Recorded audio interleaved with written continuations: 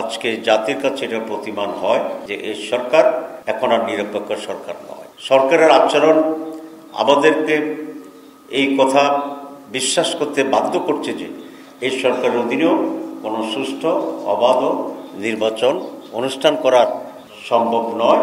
আজকে আমি খুব স্পষ্ট করে বলতে চাই, আজকের প্রধান উপদেষ্টাকে নানাভাবে বিভ্রান্ত করছে তিনজন উপদেষ্টা, এবং তারা ভুল তথ্য দিয়ে নানাভাবে বুঝিয়ে একটি দলের হয়ে কাজ করে সরকারকে একটি সুষ্ঠু নির্বাচন যাতে হতে না পারে সেদিকে নিয়ে যাওয়ার জন্য একটি সুকৌশলে অপচেষ্টা চালিয়ে যাচ্ছে।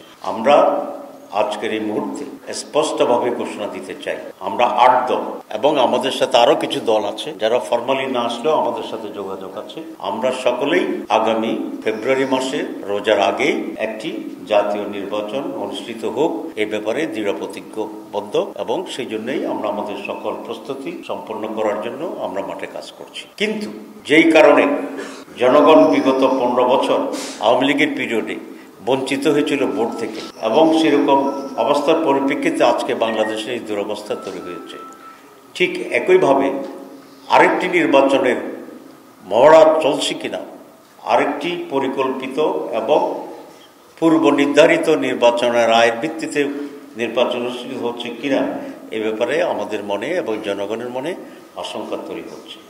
সরকারের আচরণ আমাদেরকে এই কথা বিশ্বাস করতে বাধ্য করছে যে এই সরকারের অধীনেও কোনো সুষ্ঠু অবাধ নির্বাচন অনুষ্ঠান করা সম্ভব নয়।